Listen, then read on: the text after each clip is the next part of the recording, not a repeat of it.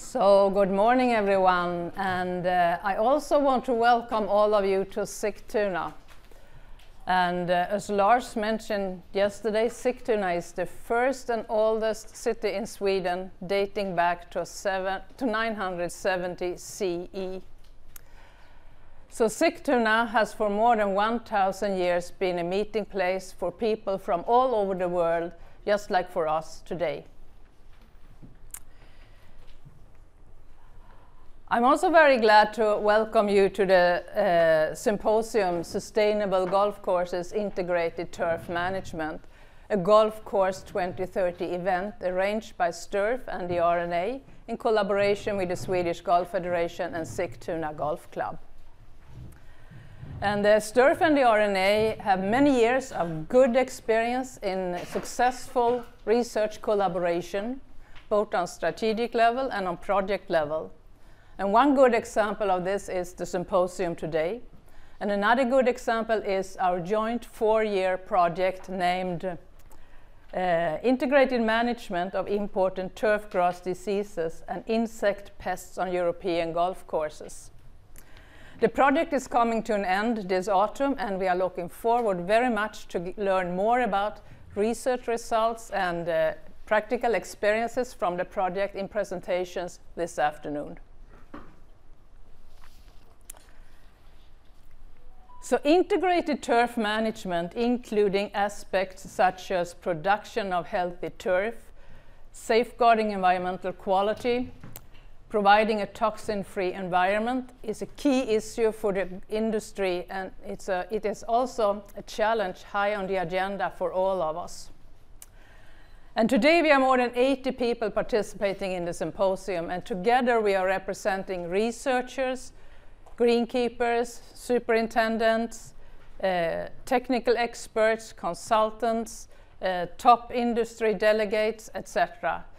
So I think this is the best opportunity to exchange knowledge and experiences within the field of integrated turf management. And I'm convinced that the presentations and discussions today will motivate, inspire, and energize all of us to continue the very important work needed to overcome current challenges and to create a sustainable future. So very welcome and have a great and inspiring day. Then I will hand over to John. Thank you, Maria.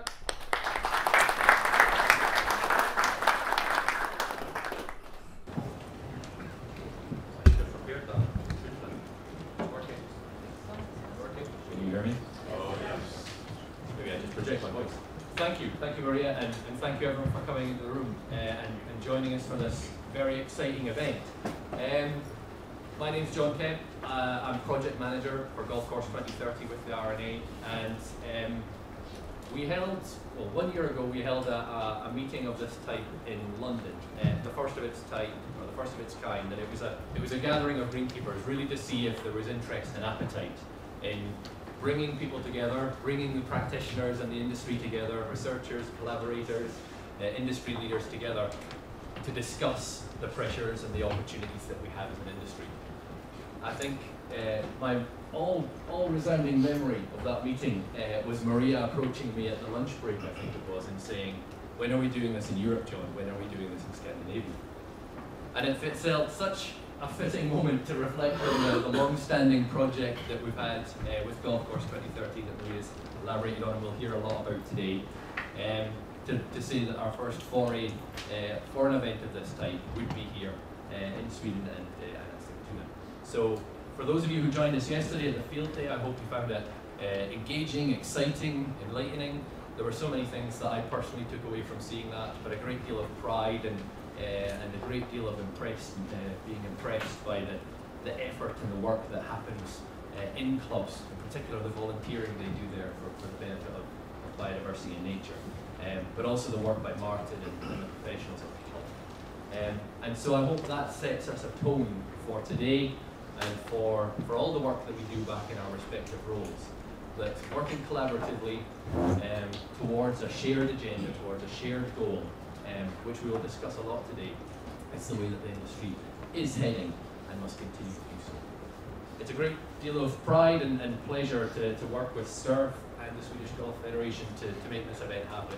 And we hope it sets a precedent, a high standard for future events in the summer. So thank you all for being part of it, and I'll hand over to Gunnar. Thank you.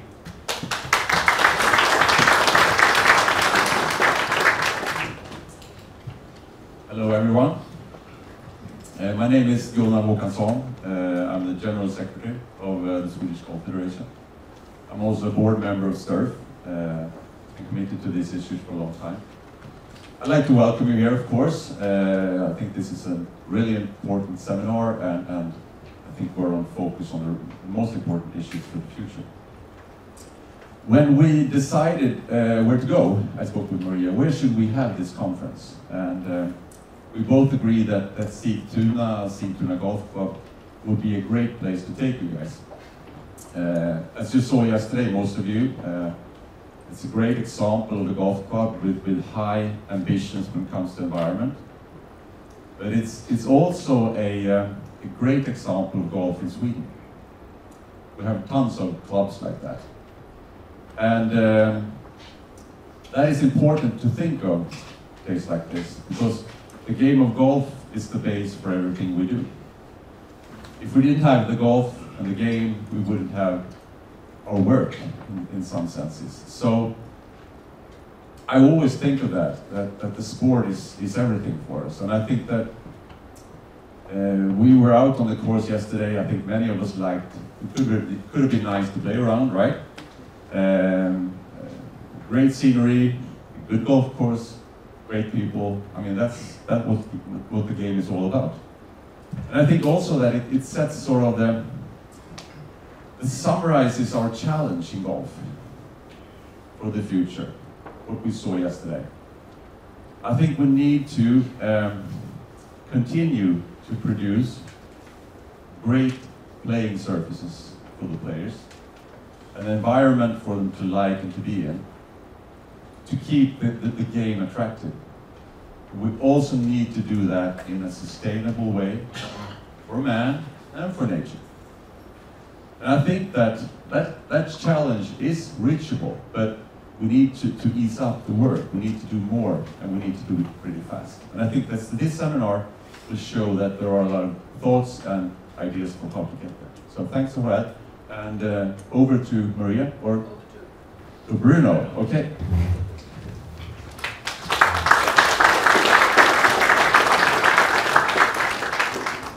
So it falls upon me.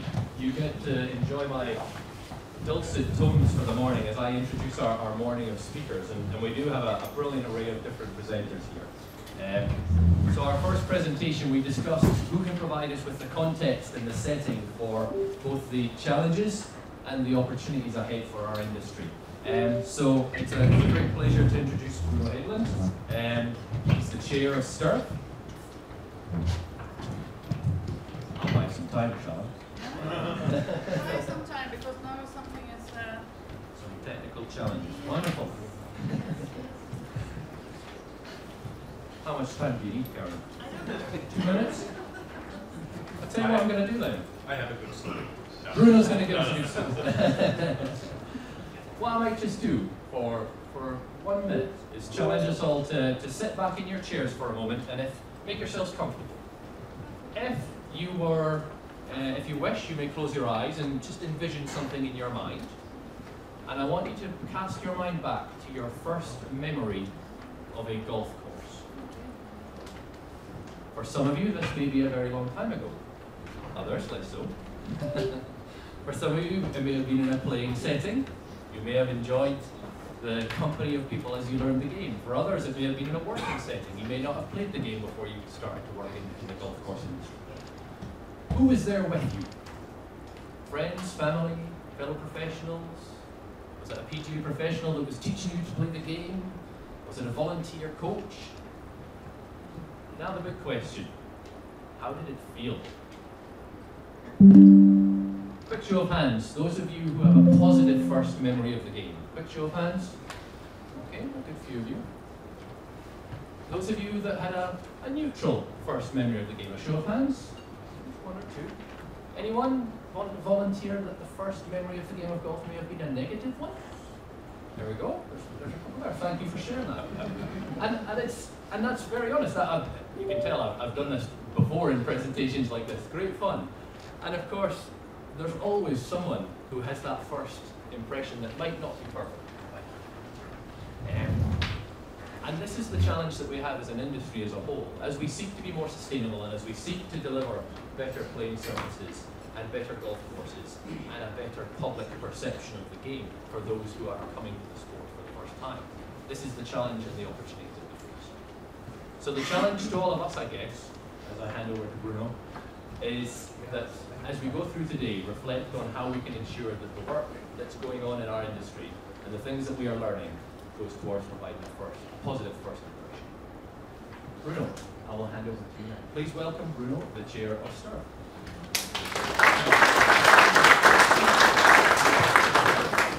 Welcome to the horror show.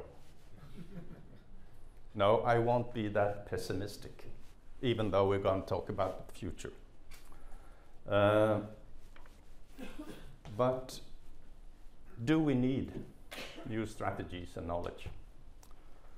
Today we've had, I think, 42 days of consecutive global temperature records. We've had extreme flooding throughout Asia. Even here in Sweden and in Norway, we've had severe rainstorms, not to talk about Libya. Since the 1st of June, it's more than 2,500 heat records in the United States and South America. We have the highest temperatures ever recorded in the oceans. We have deficits in nutrients, in sand, in energy. The public and authorities, they are urging and calling for bans of chemicals in public parks and golf courses.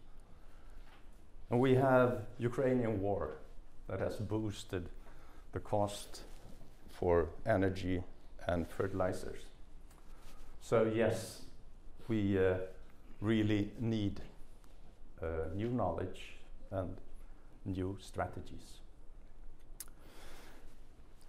If we want to have a good knowledge build-up, we must have very good scientists working with us. And we have that today, and we will hear from them later on. We need financing, money. Unfortunately, we don't have enough. There's never enough when it comes to money. But what I would like to talk about, that is how to assure that we work with the right problems. And that is to establish what are the future critical challenges and priorities, and what are the possibilities we see in the future. From STERF's side, we started to look at this last year at the conference ITS in Copenhagen. We've been talking to scientists, greenkeepers, consultants, the industry, and a lot of other people. We've had thorough discussions with John and the R&A, with USGA, FEGA, and other organizations. And what I'm going to present is the conclusions of what we've heard. A stable and we shall say a predictable climate, and also good access to resources. That is what we need to be able to produce a good golf course. Unfortunately, the future doesn't look like that. Climate change sees that we don't have these conditions, and therefore we have to adapt to change. And what's important then is to build resilience to climate changes. And what is that? We as clubs and golf organizations, we must work together with authorities, municipalities, for example, introducing recipients, for even catastrophic management. We have to And it is really important. We have to see to that we have a good water supply by good agreements. I think few golf clubs know what their agreements are about. And we have to build good cushions on insurance if the worst happens. And these are just some examples on what building resilience is. We must adapt the golf course, construction, management, and species to extreme weather conditions. This summer, we've had flooded golf courses for weeks in Sweden, and this really shows how large investments we got to do to be able to have a climate-secure golf course. We must also develop high plant and seed resilience, and also management of interacting stresses. So there is a necessity to step up the work to get more tolerant seeds. When it comes to the problems with sea rise and the levels, we can see that according to the models that IPCC's got, we are today at the level they thought we should be at 2075. And it means that this is a problem that we got to act quite rapidly on also. The time is running out. Then we're coming to what it's about ensuring sustainable use of energy and natural resources. Recycling, capture waters, fertilizers, irrigation with brackish water, grey water, etc. It's really critical. Water is critical both in surplus and in deficit situations. And just to point out the situation in Italy, in Puglia. This year, they had 3 months with no rain, absolutely nothing. They had 3 occasions with more than 50 degrees C. That was turned into a desert. Mid-July, 3 months of rainfall in half an hour. That is the width of the problems we stand in for. And we've seen the same here in Sweden this year. We have an extremely dry May and June, and then we had flooding in July. We also need to minimize and change the use of non-renewable resources, phosphorus and sand, just to mention some. And we have to change the carbon balance. I mean, it's not like that we have a big negative carbon balance equation, but I think that it's in everyone's interest that we take care of this problem also. Then another effect of climate change is that we have changing time zones, or temperature zones and growth zones. And this means that we have to develop sustainable solutions for control of diseases. It's not only bacteria and molds, it's also insects, it's what do you call that, invasive species in plants that is causing problems for the golf course. First of all, we must implement maintenance strategies to minimize the use of chemical pesticides. We all know that EU is working on the new sustainable pesticide regulations. For me personally, and this is not STERF's official, I think it would be a disaster if we had a rapid and total ban of it, because we always need time to make change. But let's come to that perhaps later on in the discussions. We must have further development of sustainable pesticides, evaluation of biological and mechanical control of weeds, because there is still a potential in that. But what's also important that we can't set away innovation. We have to also focus on innovation of new control chemicals and strategies for sustainable chemical use. You know, controlled chemicals, with the DNA knowledge and technologies we have now, we can be very specific into, for example, making substances that will prevent outgrowth of hyphae from molds and so on. It's really expensive science today, but I think that this is a way forward also.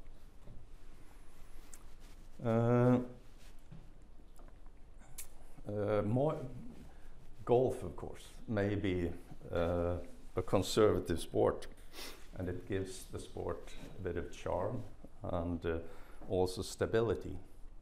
But unfortunately, we are also conservative when it comes to using technologies and implementing new knowledge. I mean, we are far back agriculture in using latest findings and technology. Therefore, we must increase the use of technology and techniques. Robotics and automation for better and more effective maintenance. I mean, we're already in the start there. STERF is sponsoring some projects on this. I've been out to clubs that have started the work, and what we can see is that we have almost 100% good results. So it's a promising way if you use it for mowing, for picking golf balls or whatever. And I think that if we also combine that to have electrical machinery with solar power, golf clubs, we have huge areas where we can put up panels, then it will also be a good business. So there's a lot to do within this. We have a bit of sensors that we use today, but far too little, for example, for humidity in soil. But we must improve sensor technology for monitoring the course. And there is huge potentials in also getting a better data collection, because what we need now is more data, especially if we're going into the third point there, artificial intelligence, or as I would like to call it, machine learning. Because this is a very good, we have a very complex production situation when we should get a good golf course. And thereby we can use artificial intelligence to create expert systems for support when we want to make a choice of seeds, when we want to check out how we should fertilize the course, etc. But if we want to have that, we must fit a lot of data into the systems. And I think it's very promising that we can see in the future that we can use artificial and intelligence for making good expert systems for support to the green staff. But then also we need to have a lot of empirical data, and that is something we are lacking, even though if we're talking about simple solutions as logging our use of pesticides, we don't have enough records. So this is a critical thing that we must think on all clubs, to see to that databasing of collected imperial data. That is something that we must prioritize. And we who sits here, we must also see to that the data are used, because it's always hard to collect data, but when you see that you really benefited from it, yes, then the ball starts rolling. And if we then also could put them into a machine learning, an expert system, and get feedback, then it would be great. Then we're coming to a thing that worries a lot of people, and that is gene modification of organisms. I've been working with medical science, and for 30 years there's been a lot of GMO organisms in producing pharmaceuticals. And what we see now is that the risk that we've been talking about are very low. And I think that we really should use GMO technology for disease and climate resistant species. And also when it comes to crops for feeding people. It's a huge potential. I think that we must take care of it. And then, of course, also non-fossil lightweight machinery. Still, we have problems with compactation, especially if we're talking about battery-powered machinery.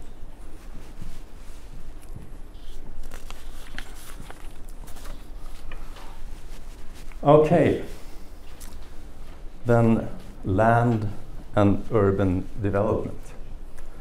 The golf course can really play a very important role when it comes to society. When rapid urbanization occurs, we have actually a risk for exploitation of the golf course, because you need land to build houses, commercial centers or industries. And that is something that we have experienced in Sweden, in Austria now. And therefore it's very important that we really show what society can benefit from when it comes to golf. And we have a lot of ups that we don't talk about. For example, the compensation of loss of biodiversity, loss of cultural values, recreation. We can see that we actually can compensate loss of biodiversity by changing actively and having sustainable management. We can really make it matter when it comes to have a good biological ecosystem for that. We must integrate the golf club and the golf course into the landscape, because then we avoid ecological barriers that hinders.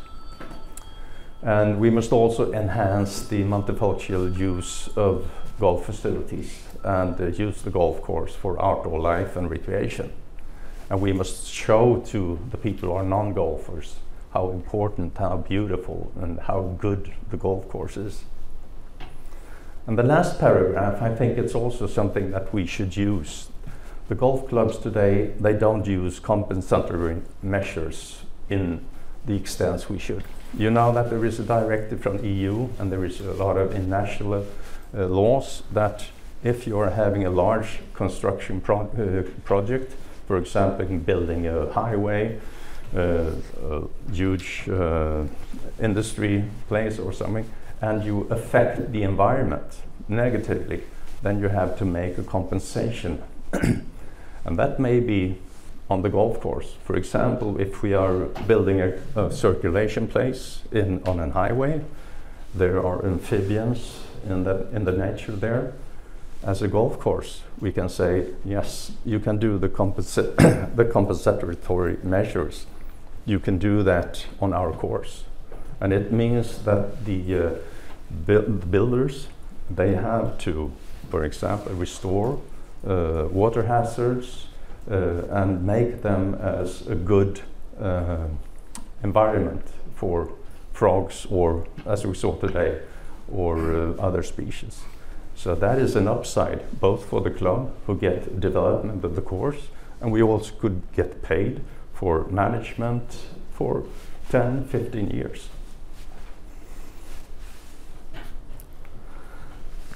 Today, there's also a growing concern from public authorities and legislators. Oh, sorry.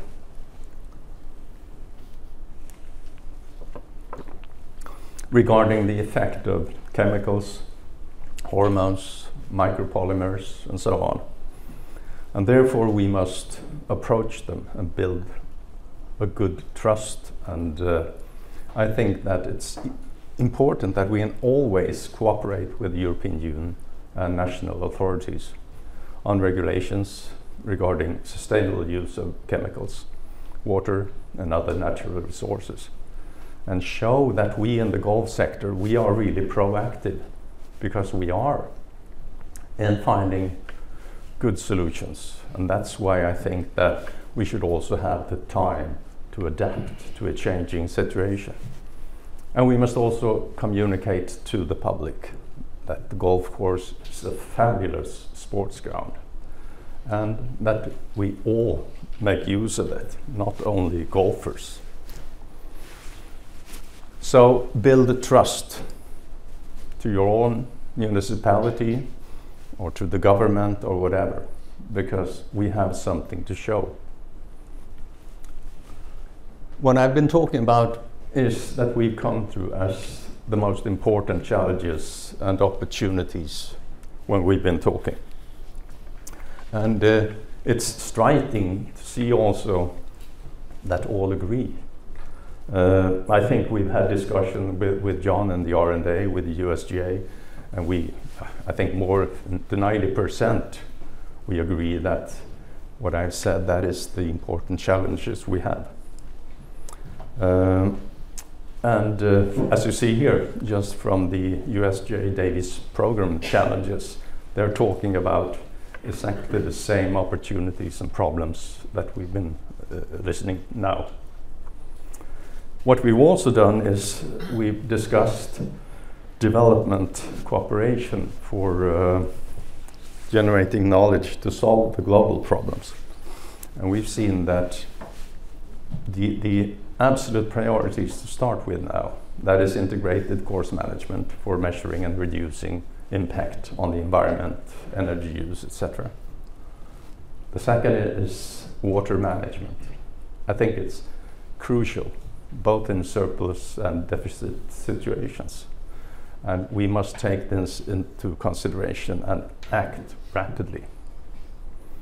And then it's one of the world's biggest questions. It's increased contribution to biodiversity, because the golf course can really make a change here. We have a fabulous ecosystem that we can run quite good and make things happen. Finally, it started out some 100 years ago when a bunch of devoted people started mowing the ground to create the most beautiful sports ground ever created. If this was in Scotland, St Andrews, or in Turfs and Ireland, I won't argue about, but I think that it was good in the beginning, but somehow in the 60s and onwards, we lost a bit of perspective and focus.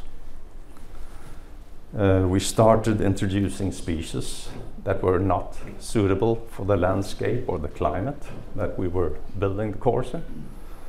We abandoned basic course management, and instead we had different nutrition programs, treatments, etc. We overused pesticides, and this list can be very long. And now it's back to basics. Live with the turf. Listen to the grass and make it thrive, and save it from all kinds of stress. If we do that, I think that it won't be a future with horror. So I think have good faith in what we all can accomplish. Thank you.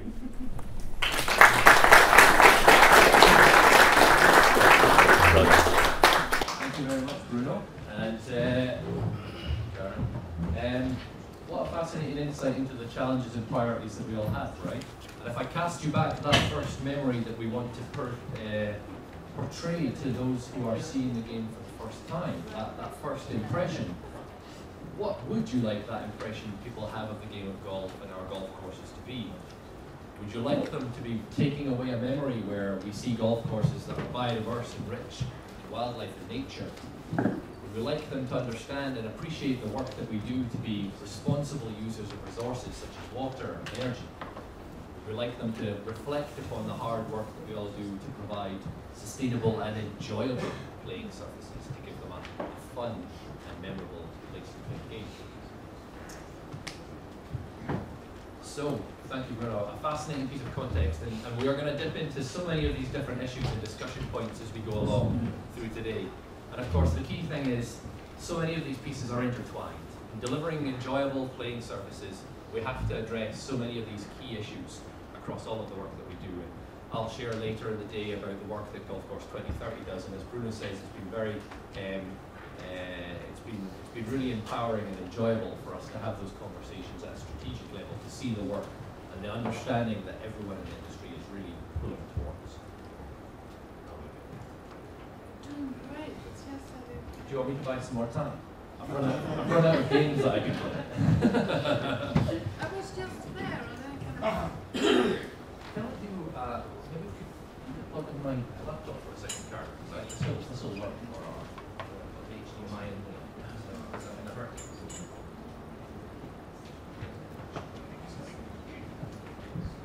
Yeah, then you should. I hope this will work. There we go. Do you see that on the screen, everyone? Wonderful. Glad to hear it.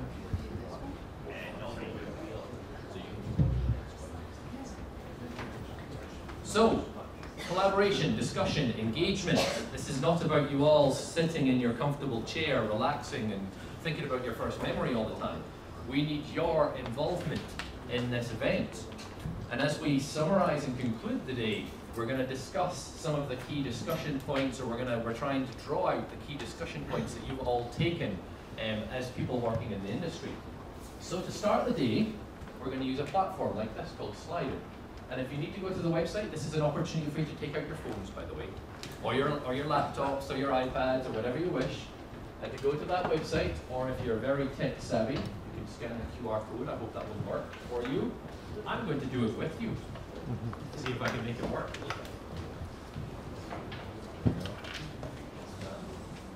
And you should be presented with an opportunity to join an event. Is that working for you? I hope so. I heard some yeses there. Oh my word, look at that, we have people contributing already. This is outstanding. So, one of the great aspirations I had coming into this event is how many people can we get from different parts of Europe, different parts of the world, to be part of this conversation. And look at that. Wonderful. And so we can see already, by the way, there's somebody from the UK that's a Scottish independence voter here. Broke anything now. What's happened? I didn't do anything. We've crashed it. We've crashed it. Oh, my laptop shut down. There we go. We're back. No, we're back. Wonderful. Exciting. So this was just the primer. This was just the warm-up activity. Because as we go through today, we want to discuss some of the key actions and your takeaways, the things that that you have learned from the event, the things that you want to try and implement. And we're going to create a collection of different words. Nobody's sworn yet, right? And so, we've had our opportunity to say where we're from. I'm now going to open the next one. So your app should change in a moment.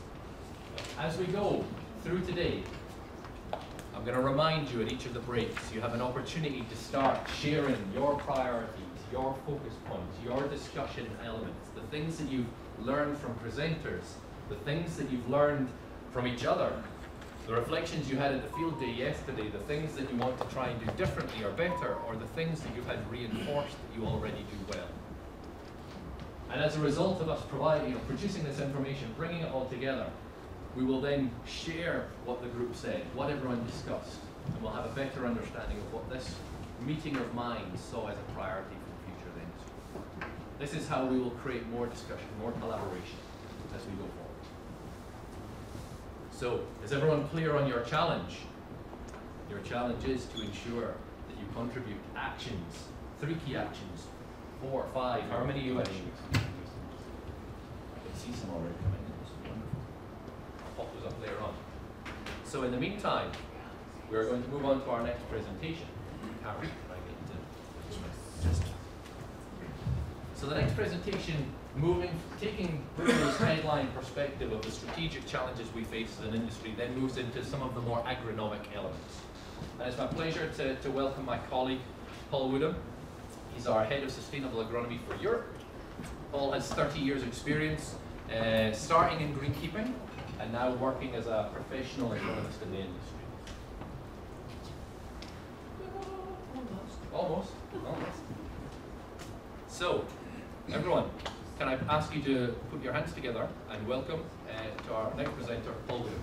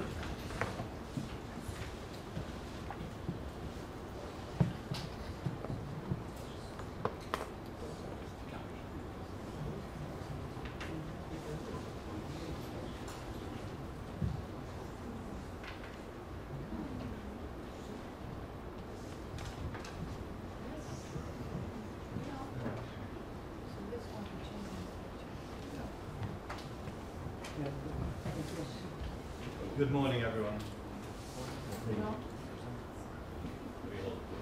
Good morning. Yes. Yeah, so I'm working at, okay. Change is coming, whether you like it or not. Those are the words of none other than Greta Thunberg, who gave an address to the United Nations Climate Action Summit in New York in September 2019. The forward in the for the ITM Sustainable Golf Course that why we're here today says the aim of the symposium is to inspire golf sector to take initiative and work proactively. And I think at the end of this day we'll have a collective voice of how we can look forward to how we're going to overcome the threats and the challenges that we're going to face as change from climate and legislation, player expectation, public scrutiny comes to our door. So day to day, as agronomists, we're working with golf clubs, looking at these threats and opportunities, whether that be drought, certainly water scarcity, the accuracy of irrigation, how golf courses, particularly parkland golf courses, are being consumed by trees and the difficulties that that presents in how we manage the turf, but then the perception from outside when we want to make a positive agronomic or environmental change on the golf course. Whether that be on coastal erosion, we're looking at managed realignments of links golf courses which are losing ground to the sea. Whether we're looking at the playability of bunkers when materials are more scarce, more expensive, the quality and consistency isn't as good. Therefore, the playability is impaired at times, at a time when player expectations are getting higher. And of course, disease, pest, weed management, how we're going to overcome these changes compared to what we were doing just a few years ago or doing today. The changing nature of integrated turf management and course agronomy, it can vary region to region, but I think it's fair to say that even in the UK we're seeing weather extremes this year, extreme wet, extreme dry. Every month from the Met Office it always seems to be a record rainfall, temperature. Even I've been away for the last 2 weeks, but temperatures went sky high in September, which is very unusual for the UK. But the non-normal is now more the normal. How are we going to overcome player expectation? And this takes a sort of huge piece of engagement that everybody needs to participate in how, whether that be from the professional golfer to the agronomist, to the ecologist, to the greenkeeper, to the club committee, Greens convener, you know, we're all going to have to play our part in communicating to the media and the members. Legislation is going to be a big change. We've seen massive change before. We keep adapting. We're going to have to adapt again. We don't quite know the full outcome of what legislation in terms of SUR will be, but as I said in my opening comments, change is coming. The scrutiny of public and the governance of golf courses, we've seen in certainly in areas of Europe where golf courses have been vandalized because of the perception of golf courses are a bad thing, with using fertilizer, water, other precious materials for an elitist game, or some would perceive. But sometimes we miss that these are important environmental corridors. Only recently this year, Friends of the Earth published a city heat map of UK cities under cool green spaces, whereas the urban areas of the city were in high temperature red danger zones. Well, all of those cool places were parks, and in fact when you look closer on the map there were golf courses. But sometimes that's overlooked, so public perception, we have to sort of portray the golf is good for the environment, not just the biodiversity, but in terms of how we can sort of help with cooling cities. We will face issues with increased costs of materials and the availability and quality of materials, as I said, bunker sands, top dressing sands, fertilizers, and of course staffing. And that's probably an important point, because for the successful implementation of integrated turf management, we're going to have to upskill, and we have to dedicate more time, whether that be time in sort of dew management, more intensive dew clearance, leaf tissue moisture clearance. But you know, we're not going to be able to easily do that if we haven't got the resources in terms of staff, either the skill levels or the manpower to do this. So we are not going to have the solutions in a bottle that we purchase that we have today and had more so some years before.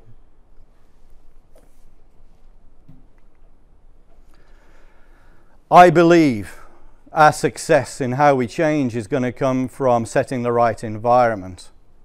The successful implementation of integrated turf management will only achieve what we hope it will do, and that's not going to be the same level of controls that we have today if changes in legislation and chemicals sort of come through. But our greatest asset is probably going to be grass species management. But for that to be successful, we have to have the right environment. We have to create the foundations which will allow the finer grasses and more tolerant grasses, the success we'll get from breeding of grass species. We have to get those to establish, and if we are overusing them or over-maintaining them, we are being too disruptive on them, that's going to have an impact. And I want to use an example of, and this comes down to sort of green speed, the usual debate, how the golfers want faster, we want quicker, that's what we see on TV. As greenkeepers, it's a common complaint that people deal with. But how that's changed over time, not always for the betterment of the grasses. So I use this from architects Mackenzie and Ebert. This was a green designed in the golden age a century ago, when green speeds were something like 6 foot.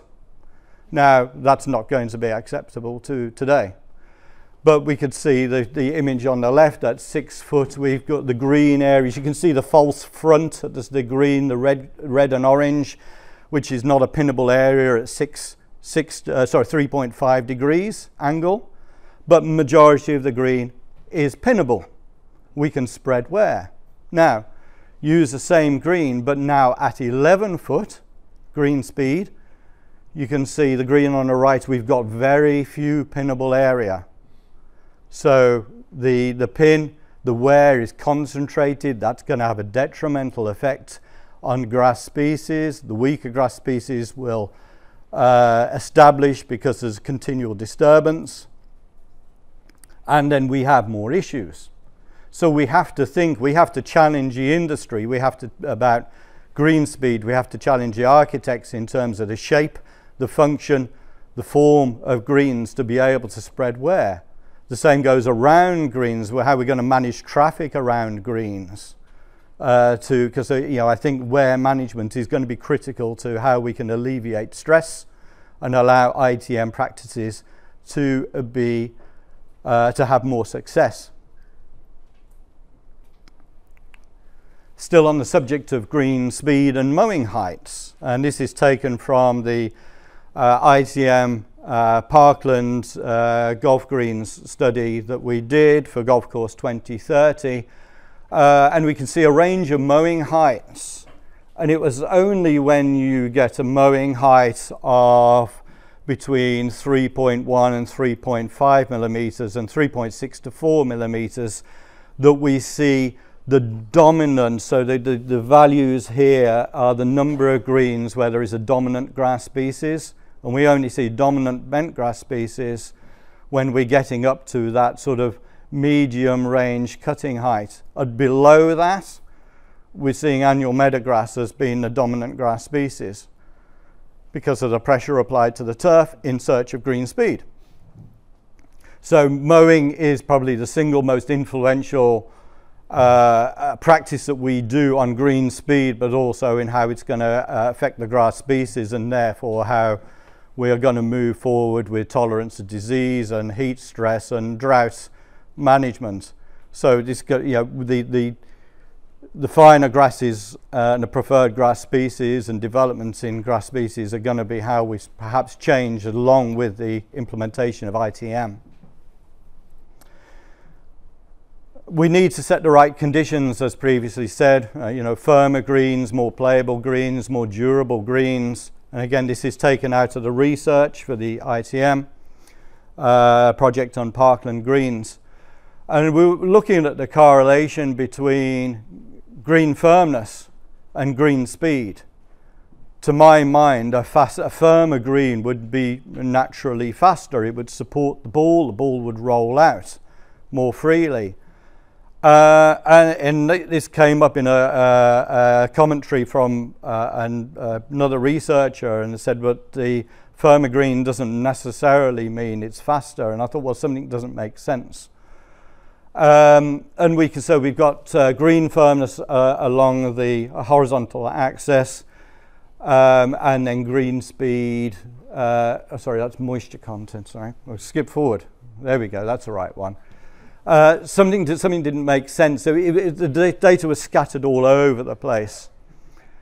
The one thing I'm convinced we were right. If we could create the firmer green, better drained, good control of organic matter, it will produce that better, more durable playing surface and more natural green speed. But why the data was so scattered is we had no control over cutting heights. So people were compensating by cutting lower to achieve the green speed that they wanted on a softer green surface. That in itself promotes the conditions for more annual meadowgrass to dominate. So we sort of, within the data, we have to think, well, we were right. You can see the collection of the green and the yellow, the finer grass species in the central area where the green is firmer. But we can see really from the scatter of the data that there is no consistency when we're looking at annual meadowgrass greens, certainly on greens which are slightly softer. So, how we sort of maintain, how we mow, we're going to have to sort of really do a good education piece to golfers in how we recalibrate standards and what's achievable between routine play and tournament play. I think we've lost that. Everybody wants that extra competition, and the competition is now more important than it used to be. And it's the end of the season. We'll squeeze 2 more in October at a time when we should be starting to condition for the winter, starting to get the benefit from overseeding. Maybe we're doing sort of final overseedings, and also the times when we're other overseeding to nurture those grasses, to be more considerate and not push too hard. We're going to need a coordinated plan approach. I'm talking to many golf courses over what's your plan now, what are you doing now, what's your 5-year plan, and many have got a 5-year plan because that's the length of the committee before it changes again, if we're lucky. But what's your 30-year plan? At that point, they're lost. There's very little sort of strategy that they're going to have to consider these big ticket items, whether it's drainage, whether it's irrigation, tree management. God forbid we might have to take some trees out. because that would be difficult to get through to the members. But we're going to have to face up to these challenges. And again, sort of separate, understand that routine play, competition play, to make sure that we're not over-delivering and over-stressing. I think that was a point that Bruno made about not sort of pushing your grass too hard. Listen to what the grass is doing. People want to know, well, what are the RNA doing? Now, the RNA Sustainable Agronomy Service is working on an operational level, supporting golf clubs, and it's born out of our services from Championship Agronomy. So we want to increase awareness and adaptation of sustainable agronomy practices globally, and become leaders in that field, that thought leadership process, and how we're going to communicate this need for change. The service then reinvests into research such as Golf Course 2030, the events such as we're here today with a collective voice, and other initiatives such as education programs, the RNA Scholar program, and GreenLink's Sustainable Championships. So it's all part of RNA Sustainable Golf, but we're working at an operational level to help clubs help themselves understand the challenges and communicate. We may well see this slide again today, but where do we sit in this? The RNA is here to protect golf, to look at the impact of climate change, resource restrictions, legislation, public opinion, as we've discussed, and the political and operational challenges. I work alongside John Kemp very closely as project leader for Golf Course 2030, because what we are doing is really implementing the knowledge from Golf Course 2030 along with the years of experience that the RNA agronomists have to achieve the outcomes that we want for a sustainable game, to make sure golf is thriving in 50 years from now. So we work, evidence is really important in what we do, whether that's research, whether that's evidence from the good examples, case studies that we're working with. We understand our role in education and communication. Certainly in the UK, the club membership are really wanting to know, well, what are the RNA doing? What is the RNA's opinion on this? We understand our role in governance of the game across the globe. Thought leadership, publications, presentations, engaging with ITM events and good practice such as today, and how we take that into the field. Grass species management I've spoke about, but how we need to have the right environment for that. And then wider than the playing surfaces, the ecology, biodiversity, the water security, whether that be accurate irrigation or whether that be sustainable drainage, that we considerate of downstream flood risks. So the golf course can have a positive impact on how we can attenuate water, use that for irrigation, but attenuate water and discharge it slowly, so we're not adding to issues in urban environments. And ultimately we're here to help the golf course perform and be presented to the best of its ability and the resources which are allowed. My job at the RNA now is to expand the sustainable agronomy services into Europe. We will do that through, as I say, through the existing work that we have in sustainable agronomy services in Great Britain and Ireland, which started in 2022. We're working completely independently as agronomists, looking at sustainable management and the future maintenance strategies. We want to bring together a network of experts across Europe, the work across borders. That's a service that we'll be launching at the end of this year and into next year. And I would see that this network will grow. It'll be service managed by the RNA, and we have a commitment to the affiliate member organisations and the federations to help with education, to help with further research. As I said, the RNA process continually reinvests back into the game and to sustainable golf. And we have there just a list of the services that we work with as agronomists. It's so wide now. I think gone are the days where we're looking and saying, well, you know, what maybe we should verticate the greens, or what fertilizer you're using. It's so wider than that now. It's so much about strategy. It's so much about the foundations that we have and the big ticket items, the big picture. If we haven't got those right, the day-to-day success of a golf course playability will be more by luck than by design, I believe. I want to leave you with a quote from former Vice President Al Gore addressing the US Barley Climate Change Conference in December 2007, 13 years ago. He quotes that there are two paths to choose. They lead to two different futures. He said, not long from now, when our children assess what you did here in Bali,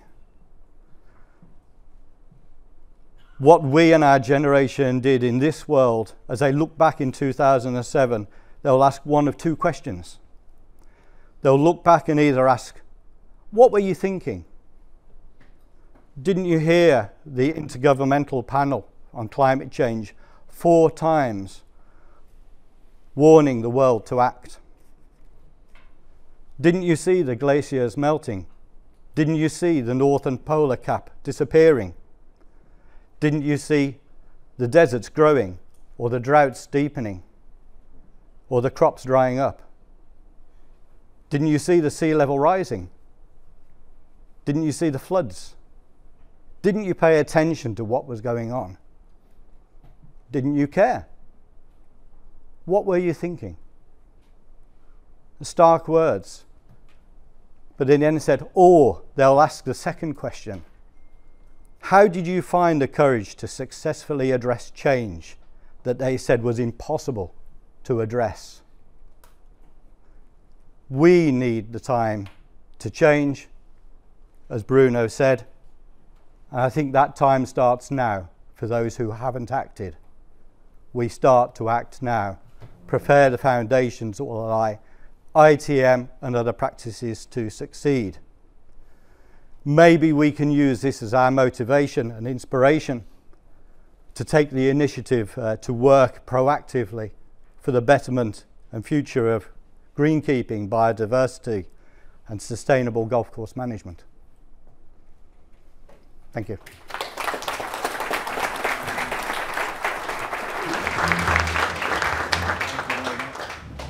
Thank you very much, Paul. A brilliant insight into some of the practical challenges, and a couple of things resonated with me there. I'm sure you all have your own takeaways as well, but that final piece, how will we be judged by the following generations of golfers, non-golfers, the communities around our golf courses? How will they look upon the work that we do now, and how can we address some of those challenges? You said around long-term agronomic strategy for golf courses. I don't know about many of you, but my experience certainly is that's where one of the greatest challenges lie. How do we, as practitioners, as the experts that understand the challenges we face, convey to other decision makers and leaders, particularly in our golf facilities and our golf courses, that we need to plan for the long term, and it's not always about the short-term gains.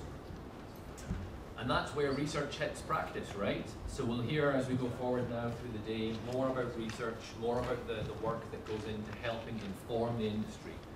And education and communication are some of those key pieces that have come to the fore now more than ever. I'm going to hand over now to Niels Dokkuma, who's presenting on behalf of the EGA. Thank you very much for joining us, Niels. He's going to give us an insight into the work that they've been doing and the whole industry's been doing in the fields of sustainable agronomy, public affairs, and the relationship with the EU. Thank you very much, Niels. Please welcome Niels.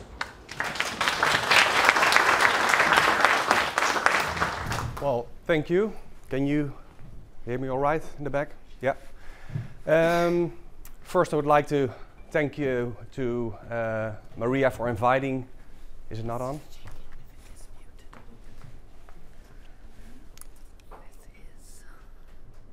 Is this better? Wait. No? Yeah, this is better. There it is.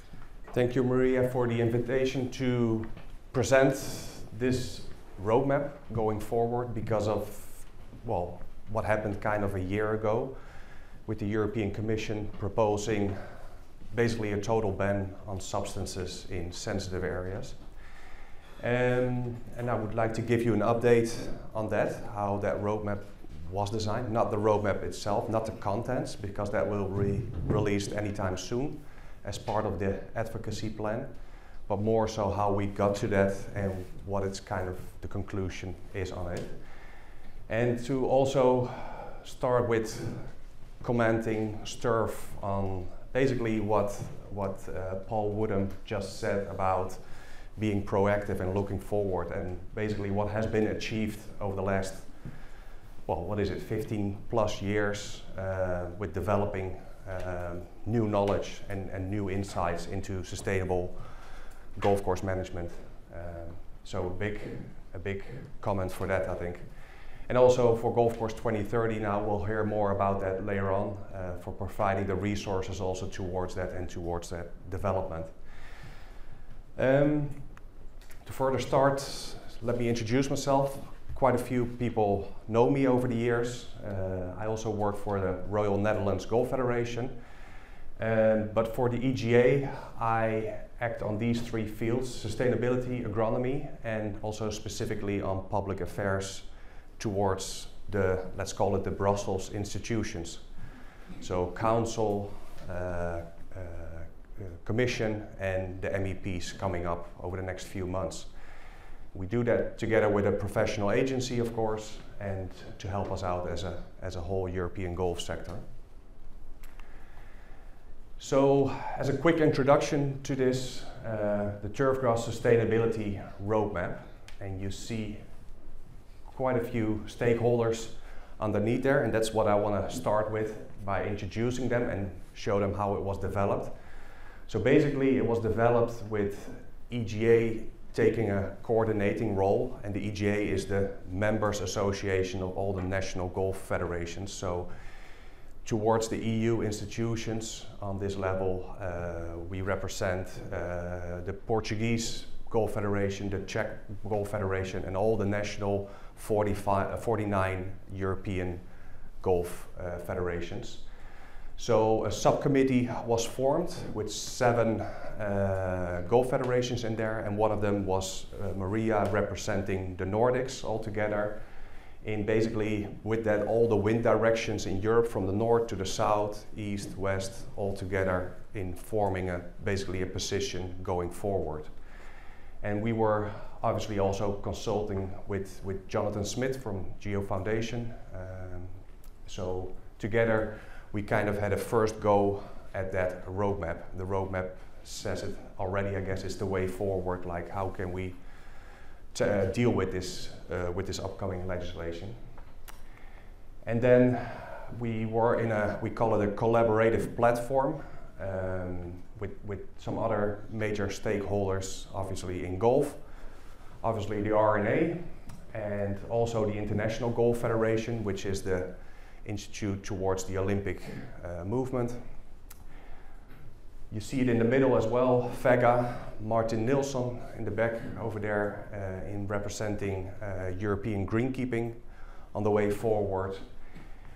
Also the European Tour and the Ladies European Tour. They were in the collaborative platform, and basically all together with these stakeholders we in the end reached consensus on what is the way forward. So what was the approach we took? Is basically recognizing what we have already done under the current Sustainable Use Directive over the last 15 years, how we have implemented that to certain extents, to certain degrees, but really recognizing that as well, because we had some indications from the Commission that it was basically like, well, what did you do? So that was a first one, but also going forward, it's very important in Brussels that you show some self-reflection and no content, basically, that you're really satisfied with yourself, but really looking forward and showing self-reflection. What can we do better? So, and then we also try to work on developing that strategy, giving it structure with that roadmap going forward, and addressing the culture in order with that self-reflection, how can we do better? And then the plan needed ambition, vision, clear goals, smart targets, really concrete targets, and that it needed to be evidence-based, data monitoring going forward, because data will give you credibility towards governments. Then you can start a conversation.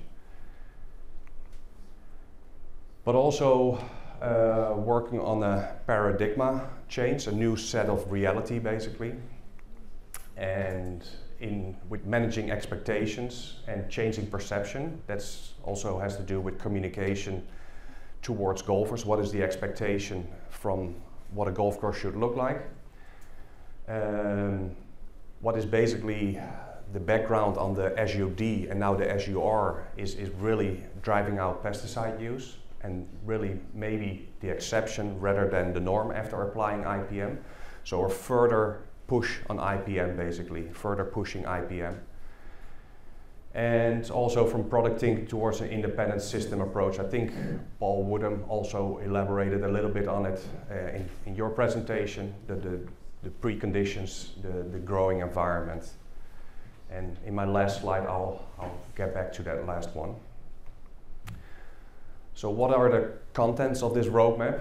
If you really summarize it, there are some subheadings underneath it, but this is really about what is this roadmap, then basically explaining golf. What is golf? How is a golf course built up? What are the benefits of golf, etc.? How are we working on sustainability? Then the third chapter is basically that recognizing what was achieved, the progress to date over the last 10, 15 years, last 5 years. And then especially also looking forward, making the big step forward, like what can we do to implement the reduction in pesticide use, basically the action plan. How do we see perspective going forward? And to give you an overview, and this is kind of part of the advocacy process towards Brussels and the member states.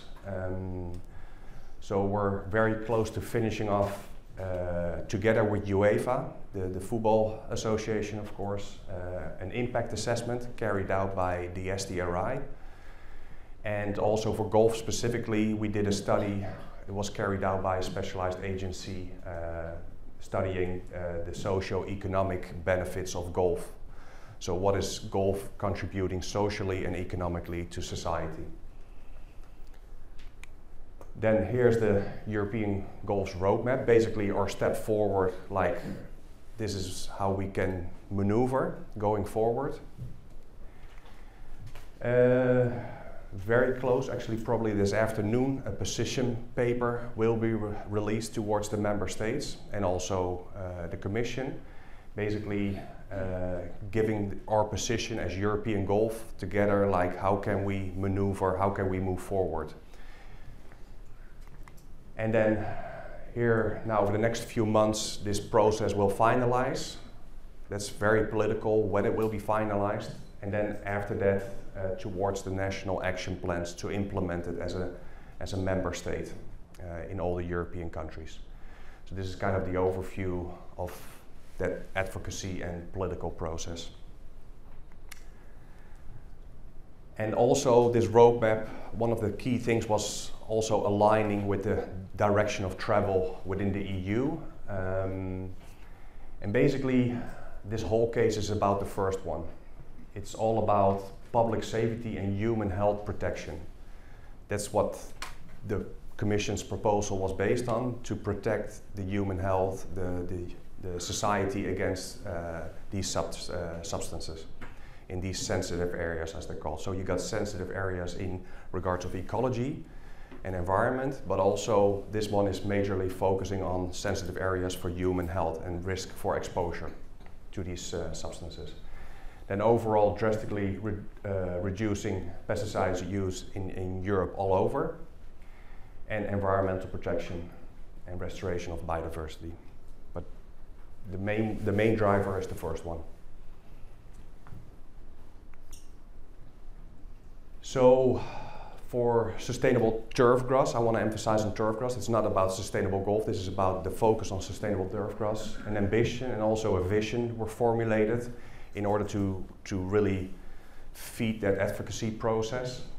And I want to also emphasize on the vision to deliver that long-term playability we discussed before, I think already in the first few presentations, kind of protect the playing surface for the game of golf, but also ensuring those high levels of human and environmental protection. So really combining those two on the way forward.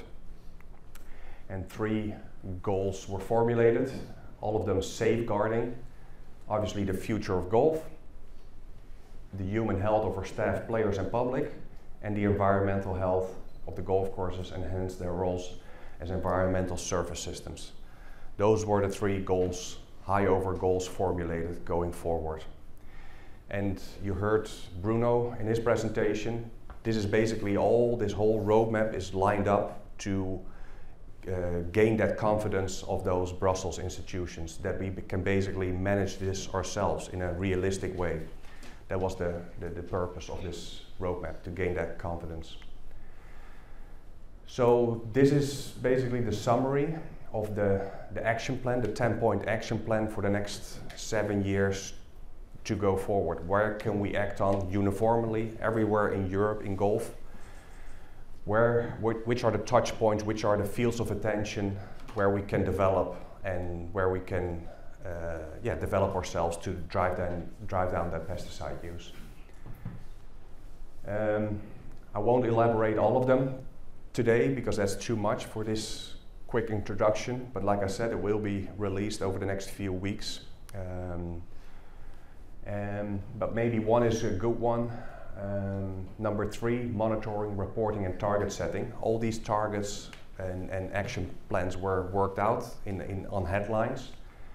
So number 3 is basically about monitoring. So we formulated an objective for all the different action plans. What are the actions and what is a headline, target and timeline to implement these actions. And the big one, I think, going forward will be that data collection, both on pesticide use, but also on all the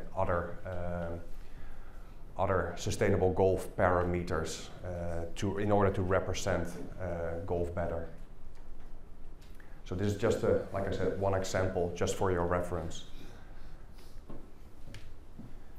So towards the end of my presentation and in the introduction, we called it over the last few months the hot potato, because we can talk about recycling plastic, we can talk about all kinds of things, but the hot potato, and where everybody has an opinion on, it's very political to talk about this subject, but in the end we reach consensus on the way forward and what is our position on pesticide use in European golf. So basically it can be summarized as the ambition and aim that golf surface playability is ensured and drastically reducing chemical pesticide use. That's basically what we're advocating for now, actually this afternoon with this position paper that will go out.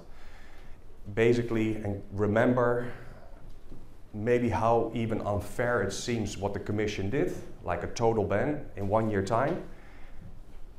How unfair that is, how realistic that is, but that's the starting point of negotiation. That's how the political process works in Brussels.